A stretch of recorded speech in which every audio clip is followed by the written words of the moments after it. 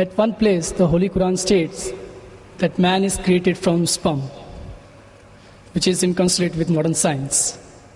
But at another place, it also states that man is made from dust. Now, isn't the Holy Quran contradicting itself? Or is it consistent with modern science? The brother posed the question that one place the Holy Quran says that human beings have been created from sperm, which coincides with modern science. The other place, human being is created from dust. Can you prove it scientifically it's created from dust? And isn't there a contradiction? One place sperm, one place it says dust. The Holy Quran does say, as I mentioned in my talk, in Surah Qiyamah, chapter 75, verse number 37 to 39, it says that human beings have been created from sperm, which has been proved by science. The Holy Quran also says in Surah Hajj, chapter 22, verse number 5, that we have created the human beings from a quintessence of dust. Today science tells us that all the elements that are there in the human body, they are present in lesser or greater quantity in the soil, in the earth. So the statement that human beings have been created from earth is scientifically proven. That whatever components are there in the human body, the constituent, the elements, they are present in the earth, in the soil, in lesser or greater proportion. The second part of the question, isn't it a contradiction? One place the Quran says man is created from sperm, one says from dust. Is it in contradiction? See, a contradiction is two statements which are conflicting with each other, which cannot take place simultaneously. The Quran does not only say man has been created from sperm and the other place from dust. It also says in Surah Furqan, chapter 25, verse 54, that man has been created from water. You will tell me there are three contradictions. See, science has proven that man has been created from dust, as well as from sperm, as well as from water. If I tell you, in one statement, that to make a cup of tea, I require water. In the second statement I say, to make a cup of tea, I require tea leaves or tea powder. It's not a contradiction. I require both. If I want to make sweet tea, I add sugar to it.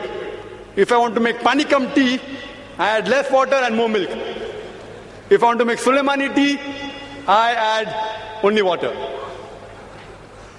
So there is no contradiction when the Quran says human being is created from sperm and dust and water. It is actually contradistinction. What is the meaning of contradistinction? Contradistinction means speaking two or more things about a subject which are not conflicting with each other. For example, if I say that this man, he's honest, he's kind and loving, it is contradistinction. But if I say this man is always a liar and a truthful person, then it's contradiction, because both are opposing. If it's not opposing, it's called as contradistinction.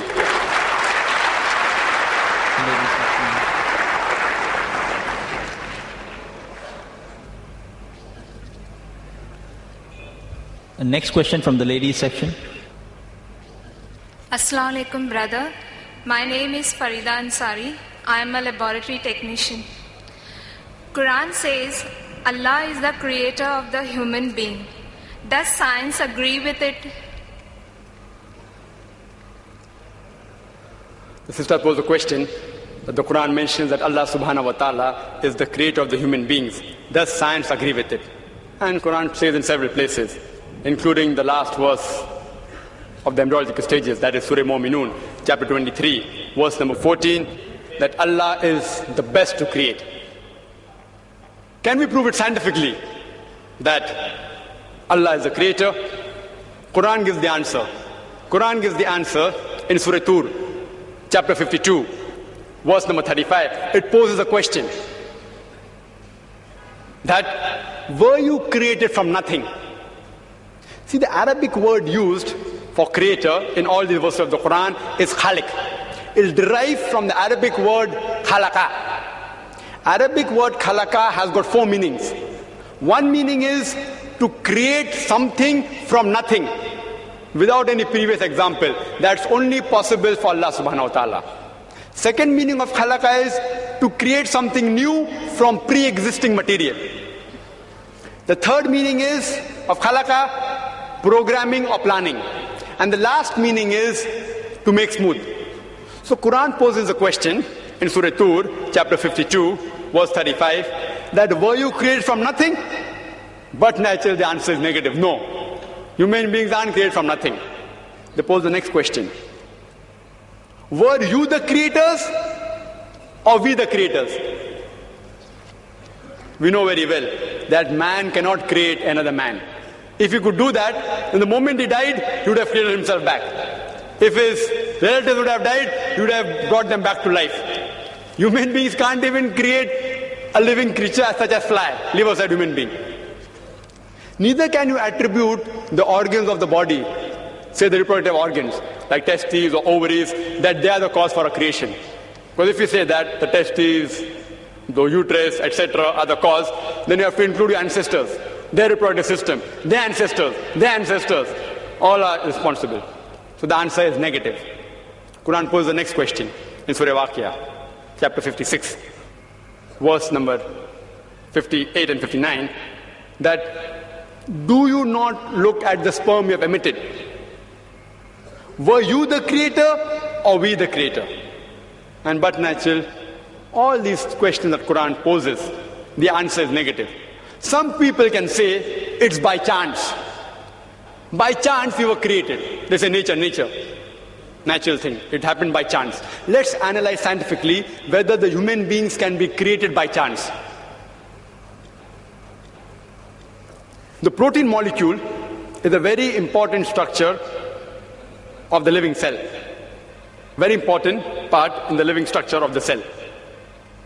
The protein molecule consists of 5 elements: the carbon, nitrogen, oxygen, hydrogen, and sulfur. And there are tens and thousands of atoms required to make one molecule. One atom has 5 elements: carbon, nitrogen, oxygen, hydrogen, and sulfur. There are tens of thousands of atoms which make one protein molecule. And there are approximately 92 free elements. The chances that out of these 92, the 5 will form an atom, and these atoms will form tens and thousands of atoms to form one protein molecule, was calculated by Frank Alien. And he said the chances are 1 in 10 raised to 160. You know what is the meaning of 1 in 10 raised to 160? If I say 1 in 10 raised to 2, 10 raised to 2 means 1 0 0, 2 zeros. 1 in 100, chances 1%. If I say 1 in 10 raised to 3, it means 1 in 1,000. That's 0.1%. If I say 1 in 10 raised to 4, it means 1 in 10,000. Means 0.01%.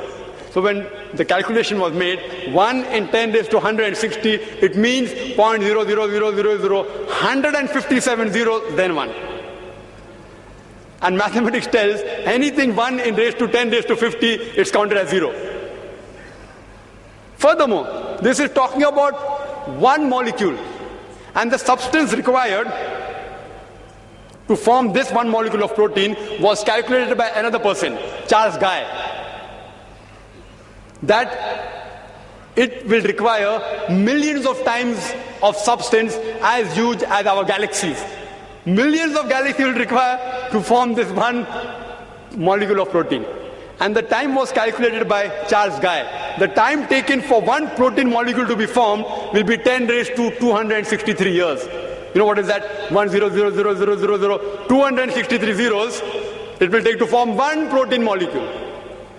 And do you know there are how many protein molecules in one cell? And do you know how many other molecules are there in the cell?